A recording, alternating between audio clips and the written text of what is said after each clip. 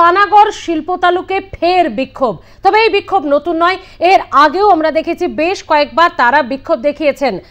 আবেদন এবং যে সমস্যা হচ্ছে তার সুরাহা চাওয়ার বহু আবেদন সত্ত্বেও কোনো সুরাহা না মেলায় আবারও তারা বিক্ষোভে।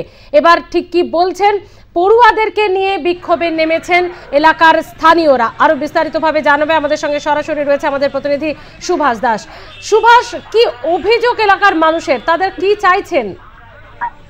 দেখো, পানাগড় শিল্পতালুকে একটি মাত্র কারখানা, যে কারখানা বিষাক্ত গ্যাসে অসুস্থ হয়েছে এলাকার মানুষ। আজকে একটা দিন নয়, প্রায় 6 মাসের উপরে এই সমস্যার মধ্যে ভুগছে। রাজনৈতিক দল, এলাকার মানুষ সবাই কিন্তু লিখিতভাবে প্রশাসনের কাছে বারবার আবেদন করেছে, কিন্তু সেই বিষাক্ত গ্যাস থেকে কিন্তু এখনো পর্যন্ত তারা মুক্তি পাচ্ছে না। অতএব আজকে কিন্তু বাধ্য হয়েছে, আমরা দেখতে পাচ্ছি পড়ুয়া থেকে অভিভাবক, মহিলা সবাই কিন্তু এই বিক্ষোভে সামিল হয়েছে। রাজ্য সড়ক, পানাগড় ইলামবাজার রাজ্য সড়ক অবরোধ করে দিয়ে তারা বিক্ষোভ দেখাচ্ছে। পড়ুয়ারা তারা ব্যানার নিয়ে রয়েছে, সে ব্যানারে লিখে রেখেছে তারা ভাবতে চায়। অর্থাৎ ভয়ঙ্কর একটা কিন্তু তারা মন্তব্য নিয়ে কিন্তু আজকে বিক্ষোভে নিয়েছে। এবং এই বিষয়ে কিন্তু প্রশাসনকে তারা চাইছে আধিকারিকরা আসুন এবং একটা সলিউশন বার করে এই দ্বন্দ্ব থেকে কবে মুক্তি পাবে, কিন্তু এই অধিকতর প্রশাসনের তরফ থেকে এখনো পর্যন্ত তারা পায়নি। যার ফলে কিন্তু আজকে বাধ্য হয়ে আন্দোলনের পথ বেছে নিচ্ছে। পানাগড় ইলামবাজার রাজ্য সড়ক সম্পূর্ণভাবে স্তব্ধ করে দিয়েছে এবং প্রতিটা থেকে স্কুল থেকে পড়ুয়ারা স্কুলের ব্যাগ নিয়েও কিন্তু তারা এই রাস্তায় বসে গেছে।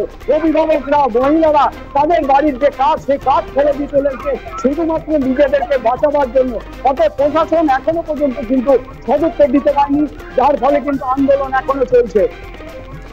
একেবারে সুভাষ, এবং এরই পাশাপাশি আরো একটা বিষয় জানতে চাইবো যে প্রশাসনিক কর্তা ব্যক্তিরা সঙ্গে এলাকার জনপ্রতিনিধিরা, যেহেতু মানুষ এতটা সমস্যায় রয়েছে এবং বিষাক্ত গ্যাসে অনেকে অসুস্থ হয়ে যাচ্ছে, অসুস্থতা বোধ করছেন, তারা কি কোনোভাবে এগিয়ে এসে কারখানা কর্তৃপক্ষের সঙ্গে বসে কোনো সমস্যার সমাধান খুঁজে বের করার চেষ্টা করেছেন?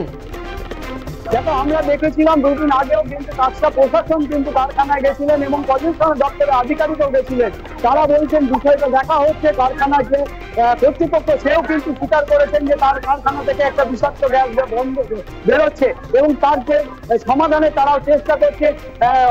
টেকনিশিয়ান এবং উচ্চপদস্থ কোনো তাদেরকে নিয়ে আসা হচ্ছে এবং সেটা যাতে এই দুর্ঘটনা বন্ধ হয় সেটা দিকে কিন্তু তারা ব্যবস্থা নেবে, কিন্তু কবে নেবে সেই উত্তরটা কিন্তু এলাকার মানুষ পাচ্ছে না।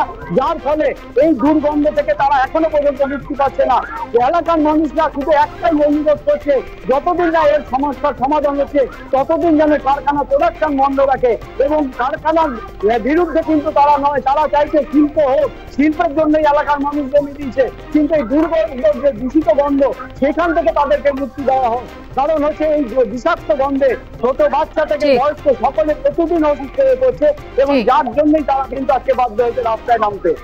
আপাতত ধন্যবাদ সুভাষ তোমাকে পরিস্থিতি তুলে ধরার জন্য। এখন দেখার যে প্রশাসনিক কর্তা ব্যক্তিরা, কারখানার কর্তৃপক্ষ এগিয়ে এসে এই সমস্যার সমাধান করে কি না। এবার এলাকার শিশুদের নিয়ে, বাচ্চা পড়ুয়াদের নিয়ে অভিভাবকরাও নেমেছেন রাস্তায়। তার কারণ এলাকায় টিকে থাকা তাদের মুশকিল হয়ে গেছে, গ্যাসের এতটাই বিষাক্ত গন্ধ, অনেকে অসুস্থতা বোধ করছেন। এখন দেখার এই সমস্যার সমাধান কিভাবে হয়।